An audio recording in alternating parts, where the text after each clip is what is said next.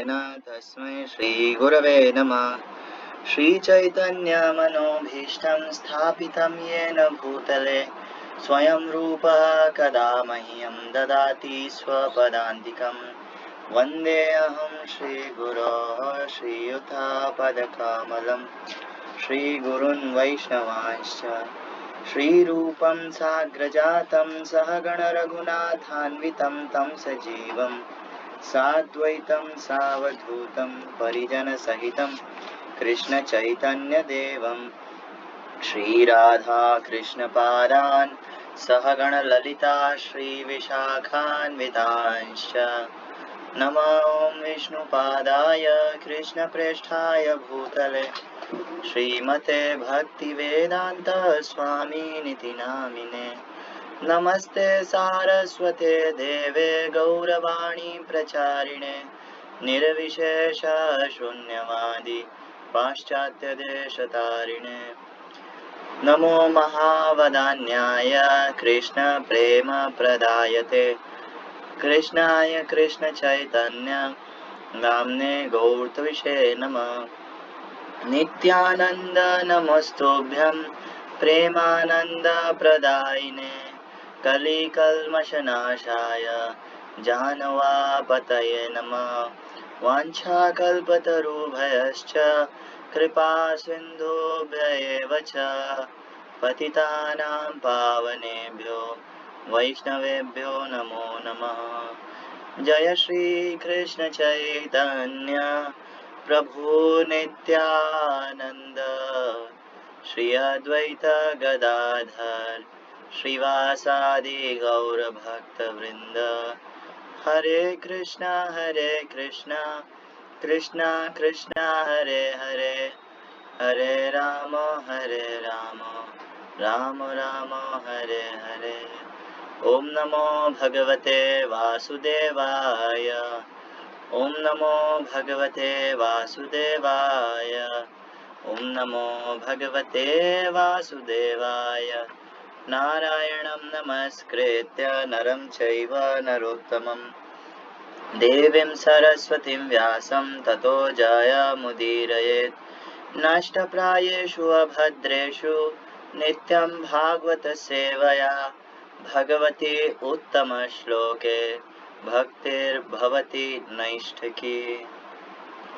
ग्रंथराज श्रीमद् भागवतम की जय। जगत गुरु श्रील प्रभुपाद की जय।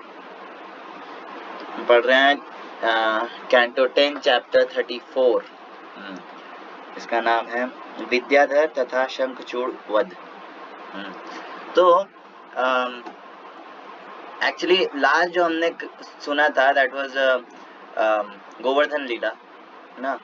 गोवर्धन लीला के बाद नहीं हुई ना क्लास, या हुई थी एक? कौन सा असुर था? बताओ। वो विद्यार्थी वो वरुण पास वाला था। वरुण पाश, यस, है ना। सो वरुण पाश वाले के बाद वरुण पाश वाला जो चैप्टर है वो है 28, ठीक है। और ये चैप्टर है 34। तो बीच के 5 चैप्टर कहाँ गए? बीच के 5 चैप्टर है रास पंच अध्याय। ये 5 चैप्टर्स के अंदर भगवान की रासलीला है, जो कि किसी भी नियोफाइट यानी कि एक नए भक्त को खोल के नहीं देखना चाहिए। जब तक वो पूरा भागवतम फर्स्ट कैंटो से पढ़ता 10th तक नहीं पहुंच जाए, तब तक उसे जो है 10th कैंटो के ये अध्याय नहीं पढ़ने चाहिए, वरना वो सहजा बन जाएगा भक्ति नहीं होगी उससे। सो इसके अंदर छोटी क्लास रखेंगे, है ना। ये विद्याधर और शंखचूड़ जो था, ये क्या कहते हैं, विद्याधर तो असल में एक देवता था और शंखचूड़ एक असुर था। सो आगे हम बात करते हैं, ठीक है। तो इसके अंदर पहले थोड़ा सा है ना रास पंच महाअध्याय का जो है थोड़ा सा आ रहा है कॉन्टेक्स्ट, तो हम आगे बढ़ते हैं। हाँ, ये रहा। नंद महाराज समेत ग्वालों ने सरस्वती के तट पर ही रात बिताई। अच्छा, ये हुआ क्या है यहाँ पर? अंबिका वन गुजरात में। हाँ, तो कभी कभी इसके अंदर बता रहे हैं कि शिवरात्रि वाले दिन वैष्णव लोग जो है वो शिवरात्रि मनाते हैं। यहाँ पे प्रभुपाद कह रहे हैं कभी कभी। हमने गोवर्धन लीला के अंदर देखा देवी देवताओं की पूजा इतनी नेसेसरी नहीं है। हालांकि शिव जी ना देवता है और ना ही वो परम भगवान है, वो एक अलग ही तत्व है। वो इंडिपेंडेंट तत्व है और वो भक्त है ना। लेकिन हाँ, वैष्णव लोग जो है कभी कभी शिवरात्रि मनाते भी है और कभी कभी अगर सेवा वगैरह ज्यादा हो नहीं भी मनाते हैं। तो शिव जी जो है भगवान की सेवा करने से ज्यादा खुश होते हैं। ये जिनको प्रमाण चाहिए ऐसे कैसे बोल रहे हो आप, ये भागवतम के कैंटो 4 चैप्टर नंबर 24 के वर्स नंबर 28 में आप देख सकते हैं। शिव जी कह रहे हैं कि मेरे को असलियत में वो प्रिय है जो परम भगवान कृष्ण की, मुकुंद की जो है सेवा में लगा रहता है, वो मुझे असलियत में पसंद है। ऐसा शिव जी के खुद के डायलॉग्स हैं, तो आप देख सकते हैं भागवतम में। खैर वैसे ये रिकॉर्ड हो रहा है भगवान की कृपा से, खैर है ना। तो यहाँ पे अंबिका वन गए हैं, ये सरस्वती के नदी के तट पर, और वहां पर जाकर के उन्होंने सारा पूजा आराधना करा शिव जी का, नंद महाराज और अन्य ग्वालों ने, और वहां पे कृष्ण और बलराम भी साथ में चले थे। नंद महाराज समेत सारे ग्वालों ने सरस्वती के तट पर ही रात बिताई। उन्होंने दिन भर उपवास रखा और रात्रि में थोड़ा सा जल पिया, किंतु जब वे विश्राम कर रहे थे तो पास के जंगल से एक विशाल सर्प निकलकर उनके समक्ष प्रकट हुआ और भूख के मारे नंद महाराज को निगलने लगा। नंद असहाय होकर चिल्लाने लगे, बेटे कृष्ण, आओ और इस संकट से मुझे उबारो, यह सर्प मुझे निगलने जा रहा है। एक्चुअली नंद महाराज को आधा वो निगल चुका था, आचार्य लोग बताते हैं आधा वो निगल चुका था। तो जब नंद ने टेर लगाई यानी आवाज लगाई तो सारे ग्वाले जग गए और उन्होंने सारी घटना देखी। उन्होंने तुरंत जलते लट्ठे उठा लिए और वे उन्हीं से सर्प को मारने लगे, किंतु तब भी सर्प नंद महाराज को निकलना नहीं छोड़ रहा था। ये कोई मामूली सर्प नहीं था, कोई मामूली सर्प होता तो मतलब ऐसे भाग जाता है ना, या छोड़ देता एटलीस्ट। तो उस समय श्री कृष्ण उस स्थान पर प्रकट हुए और सर्प को अपने चरण कमल से छुआ, लात नहीं मारी, केवल छुआ। हाँ, और पांव का स्पर्श पाते ही उसने अपने रेंगता हुआ शरीर त्याग दिया और एक अत्यंत सुंदर देवता के रूप में प्रकट हुआ जिसका नाम विद्याधर था। उसका शरीर इतना सुंदर था कि वह पूजा योग्य लगता था। उसके शरीर से कांति तथा तेज फूट रहा था और वह सोने का हार पहने था। उसने श्री कृष्ण को नमस्कार किया और अत्यंत विनीत भाव से उनके समक्ष खड़ा हो गया। तब श्री कृष्ण ने उस देव से पूछा, तुम अत्यंत सुंदर देव प्रतीत होते हो जिस पर लक्ष्मी जी की कृपा है। तुमने ऐसा कौन सा घृणित कार्य किया कि तुम्हें सर्प का शरीर मिला?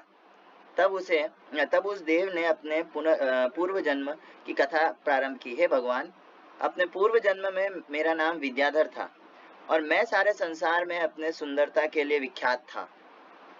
विख्यात व्यक्ति होने के कारण मैं अपने विमान में सर्वत्र विचरण करता रहता था। विचरण करते हुए मुझे अंगीरा नामक ऋषि दिखे। वे अत्यंत कुरूप के थे। हाँ, और चूंकि मुझे अपनी सुंदरता का गर्व था, अतः मैंने उनका उपहास किया। इसी पाप कर्म के कारण ऋषि ने मुझे सर्प बनने का शाप दिया। यहाँ पर आगे प्रभुपाद लिखते हैं इसके अंदर तात्पर्य में, ये और पढ़ लेता हूँ मैं।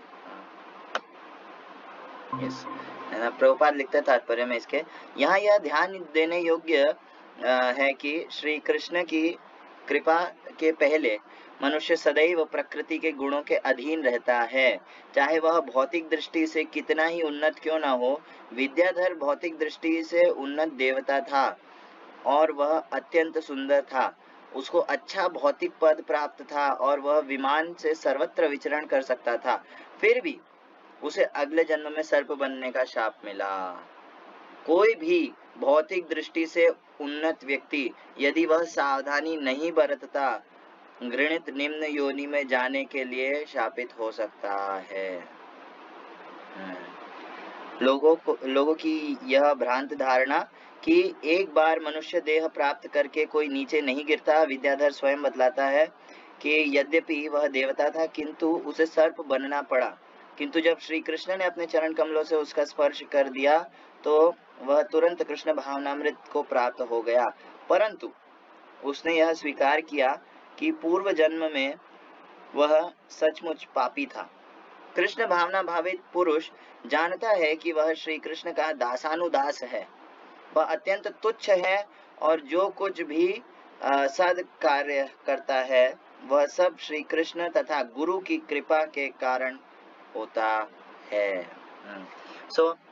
यहाँ पर जो है ये विद्याधर नाम का ये जो देवता है ना, इनको जो है क्या कहते हैं ये श्राप मिला क्योंकि ये जो है अपने उसके ऊपर बहुत ज्यादा गर्वित थे। एक्चुअली भक्ति विनोद ठाकुर इसके बारे में क्या बोलते हैं कि ये क्या रिप्रेजेंट करता है, वो है क्या कहते हैं उसको,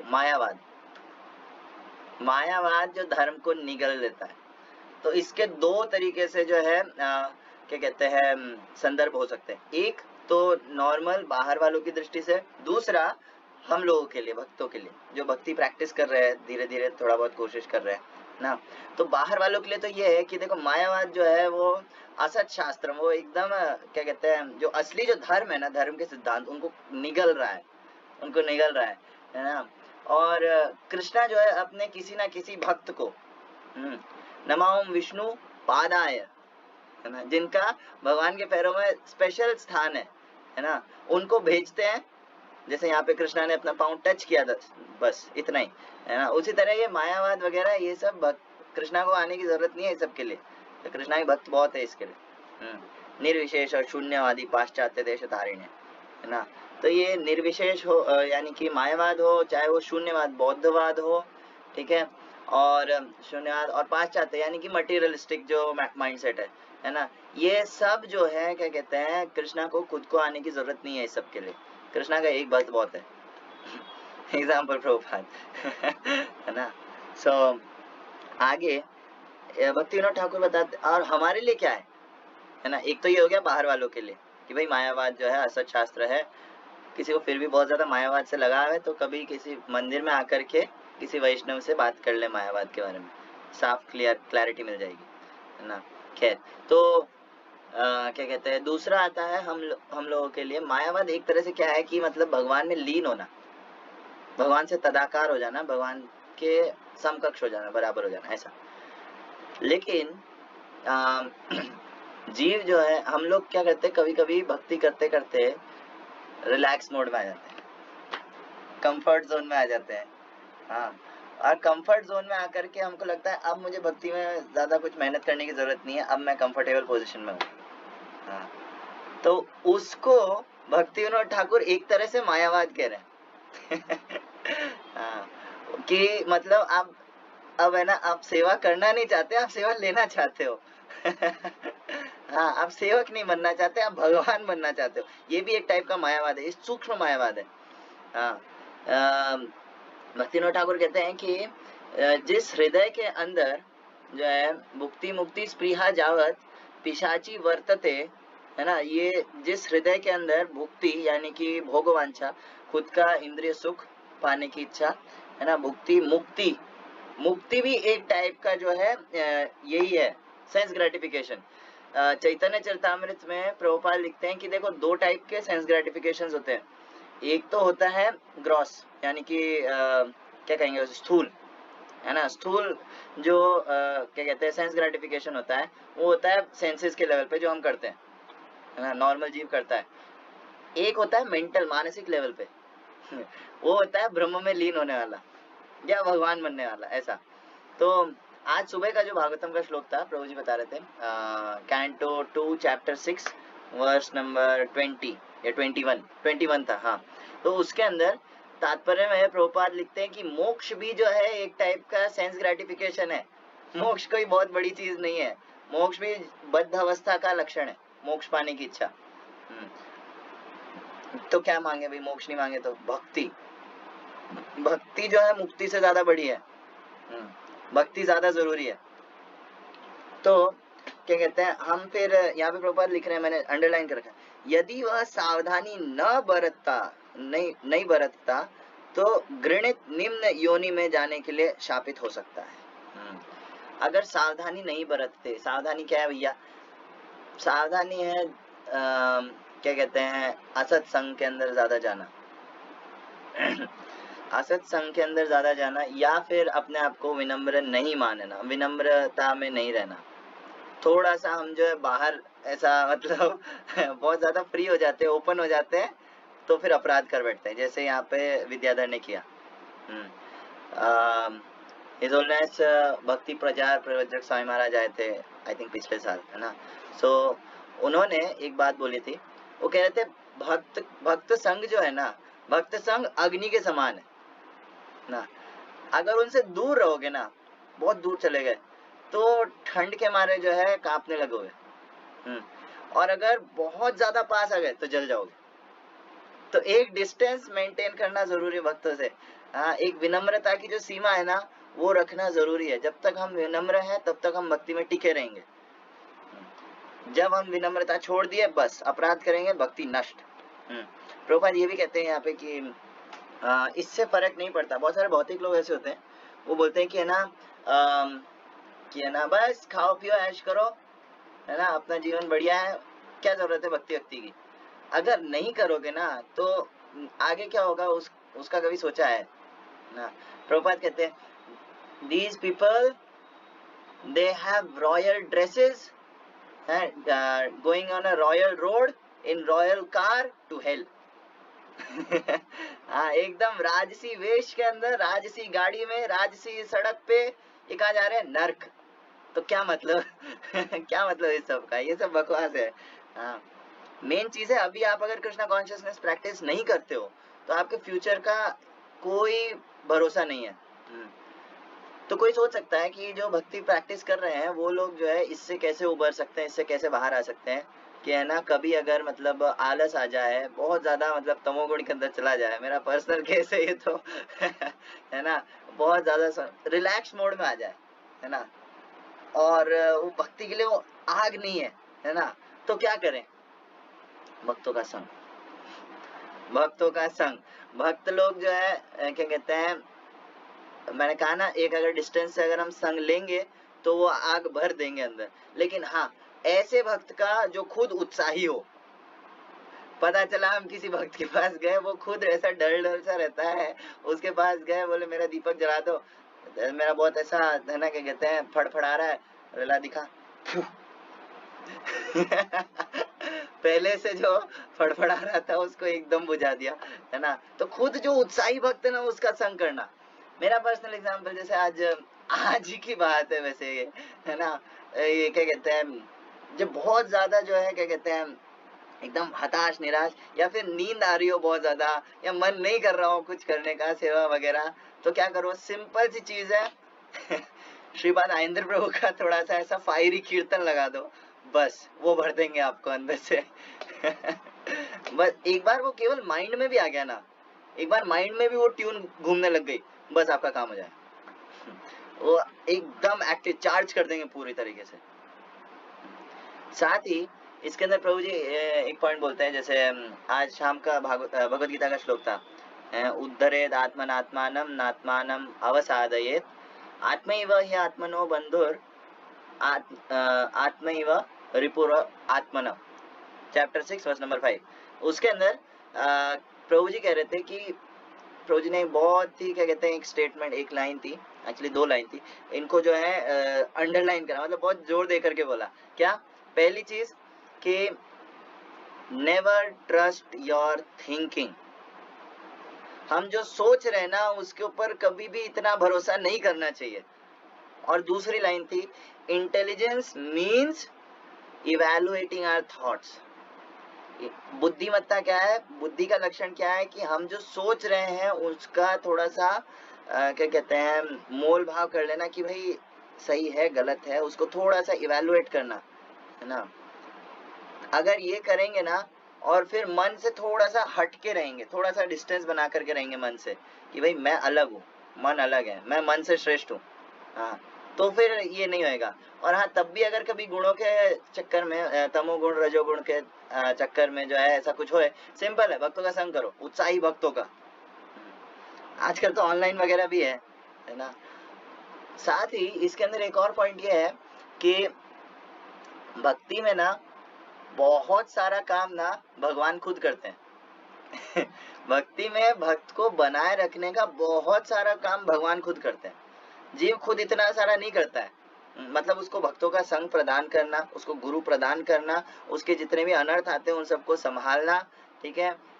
अगर वो कभी कभी ऐसा भी होता है, जैसे अगर मान लो भक्त कहीं दूसरी दिशा में जा भी रहा है, तो भी भगवान जो है उसको जबरदस्ती जो है उसको पकड़ के वापस खींच करके ले आते हैं, जबरदस्ती उसका जो अट्रैक्शन जो है कहीं और आ जाए। मतलब जो वो कर रहा है, जैसे मान लो यूट्यूब वगैरह पे, इंस्टाग्राम पे रील्स देख रहा है, टाइम वेस्ट कर रहा है, उसको पता है सही क्या है ना। और क्या कहते हैं, मान लो फालतू की चीजें देख रहा है, मान लो जैसे हॉरर क्लिप्स, है ना, गोस्ट कॉट ऑन कैमरा, है ना, ऐसी चीजों में लगा हुआ है, उसको पता है उसका अभी माला बाकी है, उसको अभी भक्ति करनी है, लेकिन फिर भी फालतू के कामों में लगा हुआ है। तो भगवान क्या करते, कभी कभी भगवान उसको जबरदस्ती, उसका माइंड वहां से मैं क्या देख रहा हूँ, उसके माइंड में थॉट आ जाएगा। तो बहुत सारा काम जो है भगवान खुद करते हैं, है ना, और उनको इसमें कोई मेहनत करने की जरूरत नहीं है। यहाँ पे दे रखा है ना, उसको केवल टच करा, वो सर्प को केवल टच करा, बस उसने शरीर छोड़ दिया, है ना। तो भगवान जो है अपने भक्त को जोड़े रखने के लिए बहुत सारा मेहनत करते हैं, भक्त इतना नहीं करता, फिर भी कभी कभी उसको लगता है नहीं मैं तो कंफर्टेबल पोजीशन, नहीं नहीं नहीं। हम मायावादी नहीं है, हाँ हाँ, हम सेवा लेने वाले नहीं है, हम सेवा करने के लिए हैं, ये चीज हमेशा क्लियर रहना। उसके बाद आज 2 असुर करना है ऐसे तो, हालांकि इसके ऊपर जो और भी बोल सकते हैं, लेकिन हाँ मैं ज्यादा टाइम नहीं लूंगा। ठीक है। सो हाँ, यह देव विद्याधर श्री कृष्ण के से बात करता रहा, चूंकि मैं अपने शरीर की अपूर्व सुंदरता से गर्वित था, अतः मैंने ऋषि अंगिरा के कुरूप स्वरूप का उपहास किया। उन्होंने मेरे पाप के लिए शाप दे दिया और मैं सर्प बन गया। अब मैं सोचता हूँ कि उस ऋषि का शाप नहीं, अभी तो मेरे लिए महान वरदान था। यदि उन्होंने शाप न दिया होता तो मुझे सर्प का शरीर न धारण करना पड़ता और आपके चरण कमलों की ठोकर न खाई होती, और इस प्रकार सारे भौतिक कलमश से मुक्त न हो पाता। देखो कृष्णा ना अपने पैरों से जो है, केवल पैर हिलाने से कृष्णा वंडरफुल काम कर सकते हैं। हाँ, कैसे, देखो वामन देव के रूप में आए तो क्या कहते हैं, पैर थोड़ा सा ऊपर करा और इधर गंगा प्रकट कर दिया, है ना। उसके अलावा बलि महाराज का उद्धार कर दिया। उसके अलावा 3 पैरों में पूरा ब्रह्मांड नाप लिया, है ना। अभी कृष्ण लीला में थोड़ा पीछे जाए, शक्टासुर को बस पांव से टच करा, बूम। है ना, पूरा जो है क्या कहते हैं उसको पलट दिया, उसको मार दिया, एक तरह से उसका उद्धार कर दिया। कालिया को जो है क्या कहते हैं, उसका सारा घर, उसके अंदर का जितना जहर था वो सब निकाल के उसको शुद्ध कर दिया। हाँ, तो यहाँ पर विद्याधर, उसको केवल पांव से टच करा, उसका काम हो गया। तो भगवान जो है अपने चरण कमलों से केवल टच मात्र से जो है, केवल टच भी नहीं, कोई अगर भगवान के चरण कमलों को याद भी कर ले तो भी उसका उद्धार हो जाएगा। ये कृष्णा कहते हैं भगवत गीता में चैप्टर 6 वर्स नंबर 27 के अंदर, है ना, कि जो भगवान के चरण कमलों का ध्यान करता है उसका क्या होता है ना, उसमें है कि प्रशांत मनसा ही एनम, नहीं सॉरी वो दूसरा है, प्रशांत मनसा ही एनम परमात्मा समाहिता, वो नहीं, प्रशांत मनसा ही एनम योगिनम सुखम उत्तमम। जो ऐसा योगी है जो भगवान के चरणों का ध्यान करता है, उसको क्या मिलता है, उत्तम सुख। और क्या, उपैति शांत रजसम ब्रह्मभूत सुखम अश्नुते। कि पहली चीज, उसके जितने भी रजो तमो गुणों से जो उसके कलमश वगैरह हैं वो सब शांत हो जाते हैं, शांत रजसम। और क्या, ब्रह्मभूत, यानी कि जो मुक्ति, जो मुक्त हो जाता है उसको जो सुख मिलता है ना, उससे ज्यादा सुख अनुभव कर सकता है वो व्यक्ति जो केवल स्थाने स्थित श्रुति गता तनु वांग मनो भी, जो अपनी जगह पर रह करके भगवान के चरण कमलों का ध्यान करता है। आगे विद्याधर एक बहुत इंपॉर्टेंट चीज कह रहे हैं। हे प्रभु, अब मैं सोचता हूँ कि समस्त पाप कर्मों से मुक्त होकर अपने घर स्वर्ग वापस जाने के लिए आपकी अनुमति प्राप्त कर लूं। इससे पहले कहाँ दे रखा है कृष्णा बुक के अंदर, एक्चुअली भागवतम के अंदर ये कहते हैं, वो श्लोक है एक, उसमें कहते हैं कि भगवान आपका जो है नाम लेने से केवल, है ना, ये रहा, है ना, वापस जाने के लिए श्री कृष्ण से अनुमति प्रतीक्षा कर रहा था। बोला आपके पदस्पर्श से मैं सभी प्रकार के भौतिक पीड़ाओं से मुक्त हो गया हूँ। आप योगेश्वर हैं, आप आदि भगवान हैं, आप समस्त भक्तों के स्वामी हैं, आप स्वर्ग के स्वामी हैं, अतः मैं आपकी अनुमति चाहता हूँ, आप मुझे पूर्णतः शरणागत बना लें। मैं भली भांति जानता हूँ कि जो आपके पवित्र नाम का निरंतर जप करता है वह समस्त पापों के फलों से मुक्त हो जाता है, और जिन लोगों को साक्षात आपका चरण स्पर्श प्राप्त हो वो तो निश्चित रूप से मुक्त हो जाते हैं। अतः मेरा दृढ़ विश्वास है कि आपके दर्शन से तथा चरण स्पर्श से मैं ब्राह्मण शाप से मुक्त हूँ।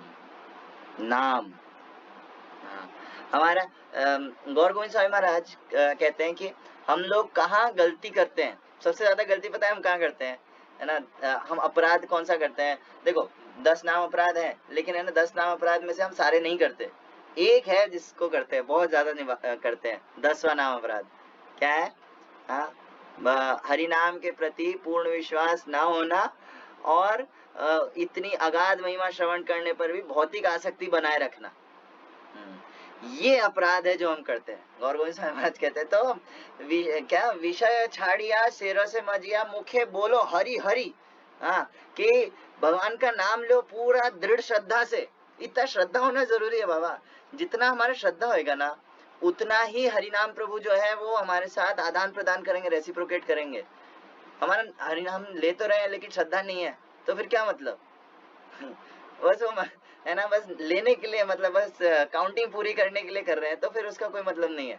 उसमें इतना श्रद्धा होना चाहिए कि मैं हरि नाम ले रहा हूँ, मैं बहुत महामूर्ख हूँ, मैं बहुत पतित हूँ, मैं सब कुछ हूँ, लेकिन मैं क्योंकि हरि नाम ले रहा हूँ तो मेरा पक्का है ना। तो आगे है ना, ठीक है, आगे क्या हुआ, अब हम अगले असुर पर चलते हैं, उसका नाम है शंखचूड़। ये शंखचूड़ नाम का जो व्यक्ति है, राक्षस है, असुर है, ये कंस का भेजा हुआ था, और बताते हैं कि ये कंस के जितना या यूं कहे कंस से ज्यादा शक्तिशाली था। इन लोगों में 28 दिन तक जो युद्ध चला था, जैसे कृष्णा और जामवंत जी का चला था 28 दिन तक युद्ध, है ना, ये इन दोनों का भी चला था 28 दिन तक युद्ध।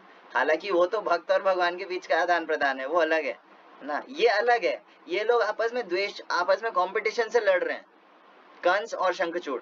तो इन दोनों में बहुत लड़ाई हुई थी, और फिर एट द एंड गर्ग मुनि के कहने पे, गर्ग मुनि यदुओं के जो है पुरोहित है, तो उनके कहने पे जो है कंस ने समझ लिया भैया मैं इसको हरा तो सकता नहीं हूँ, इससे फ्रेंडशिप कर लेते हैं, जैसे बाली और रावण ने किया था हाँ, कि उसको हरा तो सकते नहीं हो, फ्रेंडशिप कर लो, है ना। तो ये शंखचूड़ नाम का जो राक्षस था, इसको भी जो है कंस महाराज ने भेजा, और ये कुबेर का व्यक्ति था, और ये राक्षस नहीं था, एक तरह से ये यक्ष था।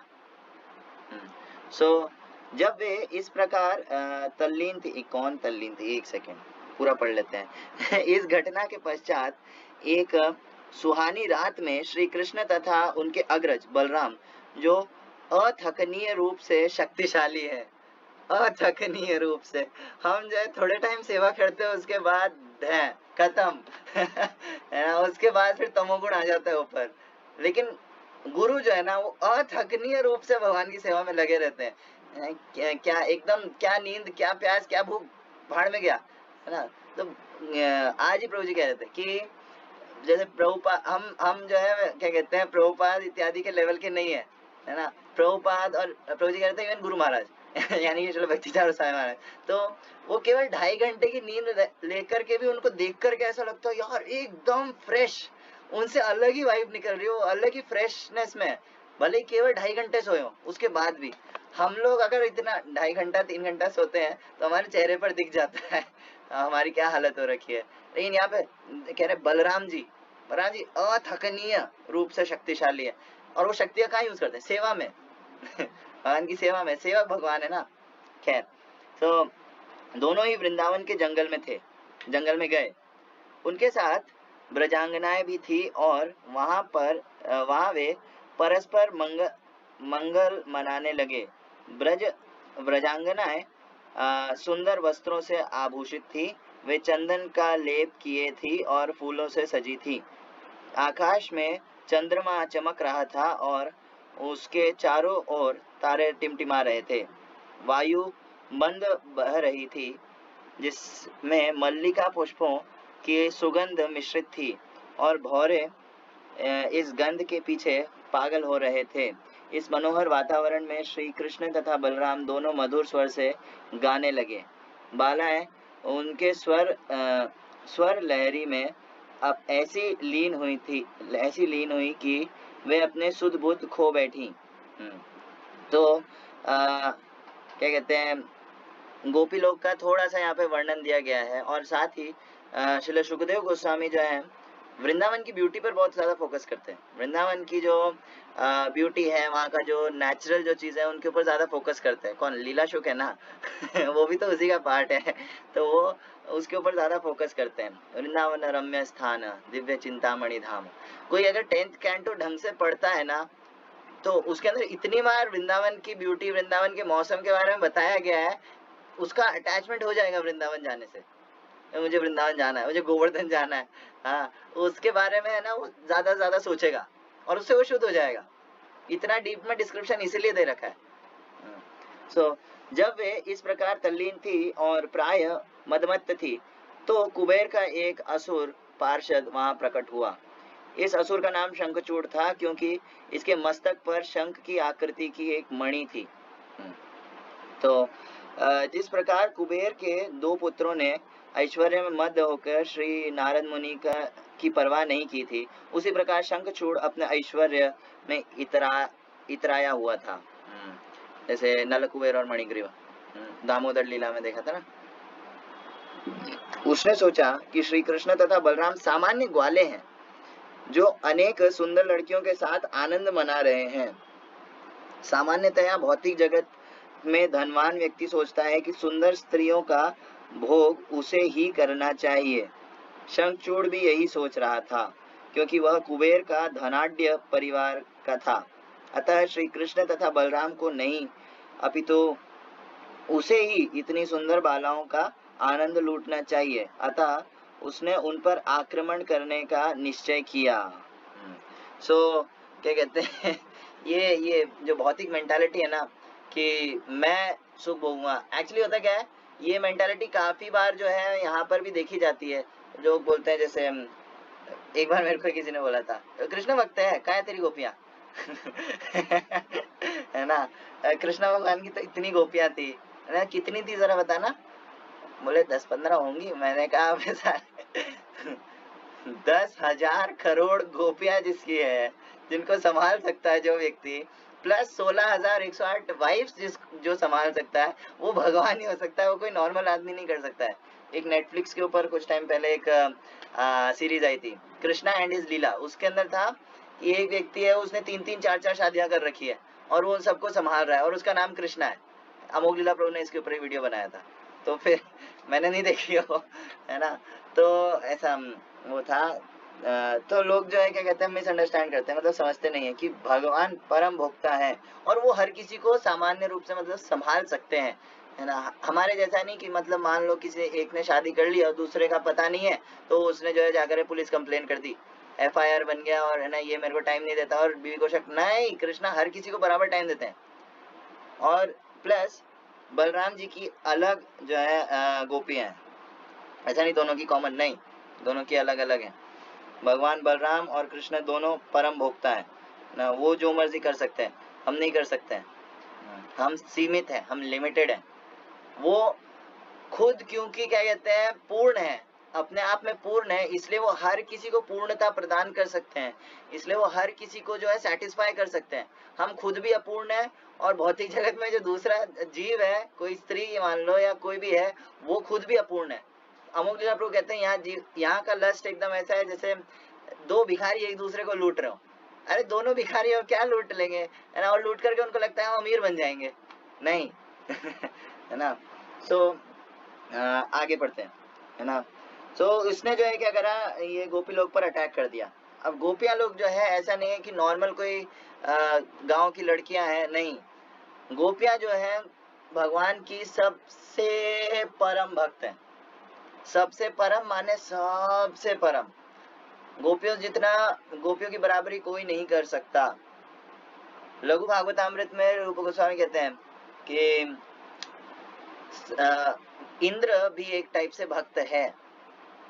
हाँ, इंद्र भी, देखो भक्ति के अंदर ना कोई ऐसा ग्रेडेशन नहीं होता, ऐसा नहीं कि कोई ऊंचा है कोई बड़ा है कोई नीचे है, नहीं, लेकिन जो है फिर भी भक्ति में हर कोई पूर्ण है। भक्ति जो करता है ना वो परम आनंद में रहता है। लेकिन कविराज गोसाई कहते हैं चैतन्य चरितामृत में कि भले ही वो परम आनंद में है, वो अपने अपने रस के अंदर, जो भगवान की जो रसों में सेवा होती है ना, उसके अंदर वो परम आनंद का भोग कर रहा है, लेकिन और उसको उससे ऊपर उठना भी नहीं है, वो उसके अंदर आराम से है, लेकिन उसके बाद भी जो है उससे ऊपर भी कुछ है ना। आनंद की जो अनुभूति है ना, उसके क्या कहेंगे उसे, उसकी मात्रा अनुसार डिसाइड होता है कि कौन कितना बड़ा भक्त है। तो इंद्र भी एक टाइप से भक्त है, लेकिन इंद्र से ज्यादा बड़े भक्त है ब्रह्मा जी। ब्रह्मा जी से ज्यादा बड़े भक्त है शिव जी। शिव जी से बड़े भक्त बताए गए हैं प्रहलाद महाराज। प्रहलाद महाराज से ज्यादा ऊंचा बताया गया है हनुमान जी को। हनुमान जी से ऊपर जाते हैं तो हनुमान जी से ऊपर है द्वारकावासी। द्वारकावासियों से ऊपर है मथुरावासी। मथुरावासियों से ऊपर है वृंदावन के लोग। वृंदावन वासियों में सबसे ज्यादा श्रेष्ठ है वृंदावन में जितने भी पेड़ पौधे इत्यादि हैं, पशु पक्षी हैं, वो भी बहुत उच्च अवस्था पर है। उससे ऊपर है जो फ्रेंड्स है कृष्णा के, उनसे ऊपर है वात्सल्यमय माताएं जैसे यशोदा मैया, नंद बाबा इत्यादि, ये सब उनसे ऊपर है। उन सब से है व्रज की गोपीज, और उन सब में है सबसे ऊपर श्रीमती राधा रानी। तो ये जो है लघु भागवतामृत के अंदर हमारे आचार्य लोग बता रहे हैं। तो क्या कहते हैं, टॉप मोस्ट जो भक्त हैं वो है गोपी लोग। कोई इसका प्रमाण कि किसी और आचार्य ने ऐसा कुछ बोला हो? हाँ जी, भागवतम में ही भीष्म पितामह हो, चाहे अर्जुन हो, चाहे कोई भी हो, युधिष्ठिर महाराज, सभी जो है कृष्णा को गोपी जन वल्लभ के नाम से जानते हैं। ब्रह्मा जी स्तुति कर रहे हैं, सोचो ब्रह्मा जी ब्रह्मांड का सबसे ऊंचा व्यक्ति, सबसे ऊपर वाला व्यक्ति, वो जो है ब्रह्म संहिता के अंदर गोपियों की स्तुति कर रहा है। तो वो कोई नॉर्मल लड़कियां नहीं है गांव की ना। सो आगे चलते हैं। तो उसने जो है इन पर अटैक कर दिया, अतः उसने उन पर आक्रमण करने का निश्चय किया। वह श्री कृष्ण, बलराम और व्रजांगनाओं के समक्ष प्रकट हुआ और उन सुंदर लड़कियों को उत्तर की ओर ले चला। श्री कृष्ण तथा बलराम के होते हुए वह उन पर इस प्रकार रौब जमा रहा था मानो वह उनका स्वामी तथा पति हो। शंखचूड़ द्वारा इस प्रकार अपहरण की जा रही ब्रजबाला रक्षा के लिए श्री कृष्ण तथा बलराम के नाम ले लेकर पुकारने लगी। दोनों भाई अपने हाथ में साल की लठ लेकर उसका पीछा करने लगे। वे गोपियों से कहते जा रहे थे, डरना नहीं, हम इस असुर को दंड देने के लिए तुरंत आ रहे हैं। लेकिन भगवान तो अगर केवल सोच लें तो उतना ही बहुत होता है, तो उनको भागने की क्या जरूरत है? कोई क्वेश्चन कर सकता है? सिंपल सी चीज है। आचार्य लोग बोलते हैं प्रेमा भक्ति विवर्धनात् कि जो है ताकि डिवोटीज का जो है भगवान के प्रति सरेंडर बढ़े, इसलिए जो है ऐसी लीलाएं होती है। कुंती महारानी खुद कहती है, चेक कर लो भागवतम 1823 उसके अंदर कुंती महारानी खुद कहती है। एक सेकेंड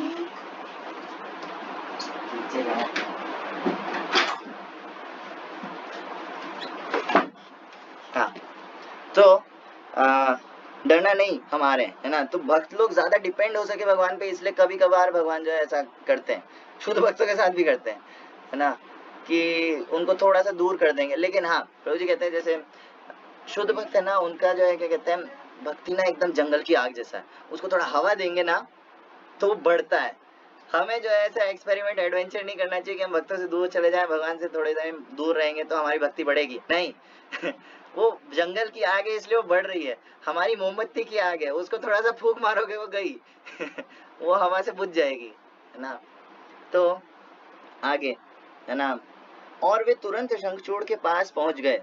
जब शंखचूड़ ने सोचा कि ये दोनों भाई अत्यंत बलवान हैं, तो वह डर के मारे गोपियों को छोड़कर और अपनी जान लेकर भागा, किंतु श्री कृष्ण ने उसे जाने नहीं दिया। उन्होंने बलराम को गोपियां सौंप दी और स्वयं जहां जहां शंखचूड़ भागा उसका पीछा करते रहे। श्री कृष्ण उसके सिर से शंख सदृश मणि को लेना चाह रहे थे।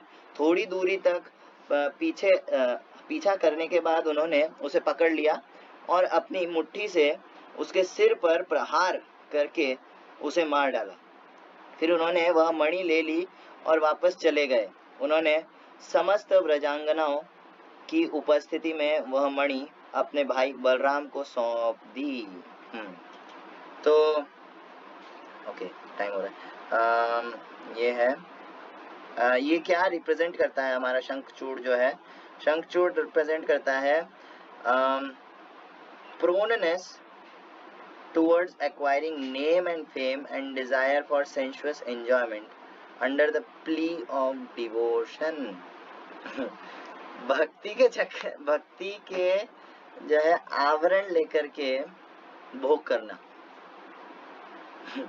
ये जो है क्या कहते हैं, थोड़ा सा एक ऐसा अनर्थ है, मतलब कभी कभी ऐसा होता है जैसे हम भक्ति कर रहे हैं लेकिन भक्ति के अंदर जो है, जैसे फॉर एग्जांपल बहुत ज्यादा खाना है ना, या कभी कभी ऐसा होता है प्रीचिंग के नाम पे कोई प्रभु लोग होते हैं माताओं के पास चले जाते हैं, है ना, या प्रीचिंग के नाम पे कुछ थोड़ा बहुत बोलते हैं ना, नियम आग्रह नहीं करना चाहिए, नियम को बहुत ज्यादा पकड़ के नहीं रहना चाहिए।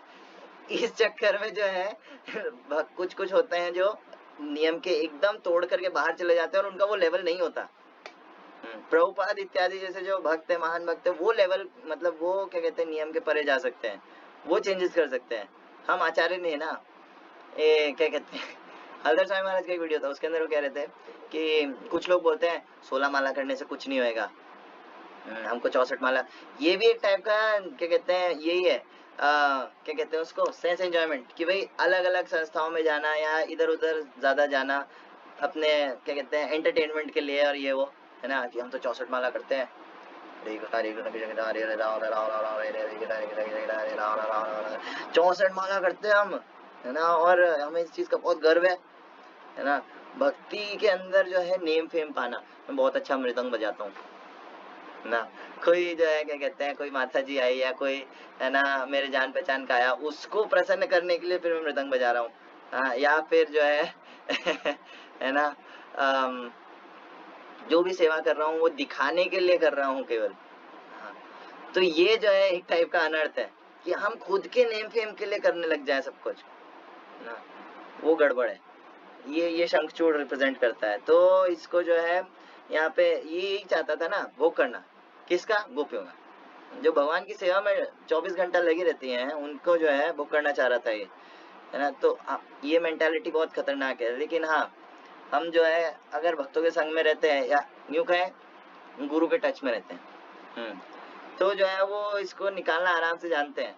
वो आपको भेज देंगे बुक डिस्ट्रीब्यूशन पे, जाओ बुक्स पकड़ के खड़े रहो सारा ईगो, सारा ये वो सब निकल जाएगा कुछ कुछ लोग होते हैं उनको, है ना, कभी कभी बुक डिस्ट्रीब्यूशन जैसी जो सेवा होती है उसके अंदर थोड़ी सी शर्म आती है ना, कि क्या कहते हैं, ऐसे बुक्स पकड़ के ऐसे धोती कुर्ता, धोती और टी शर्ट के अंदर या धोती कुर्ता के अंदर ऐसे बेचना, है ना, बुक्स को। और कुछ लोग इवन क्या कहते हैं, उनके घर वाले ऐसे बोलते हैं कि क्या तो तुम्हारे पास और कोई, मतलब लोग क्या सोचेंगे कि इसके घर वाले इसको, है ना, क्या कहते हैं, कुछ देते नहीं है, तो अब ये है ना इस उस पर आ गया कि ये है ना बुक्स बेचे और अपना जो है जीविका निर्वाह करे है ना। तो कुछ लोग को ऐसा थोड़ा सा कम मतलब निचली चेतना के लोग होते हैं, ऐसे ऐसा सोचने लगते हैं, लेकिन नहीं ना, इससे क्या होता है, हम लोग प्योर हो जाते हैं। बुक जाए चाहे नहीं जाए, वहां खड़े रहने से जो है हम लोग शुद्ध हो जाएंगे।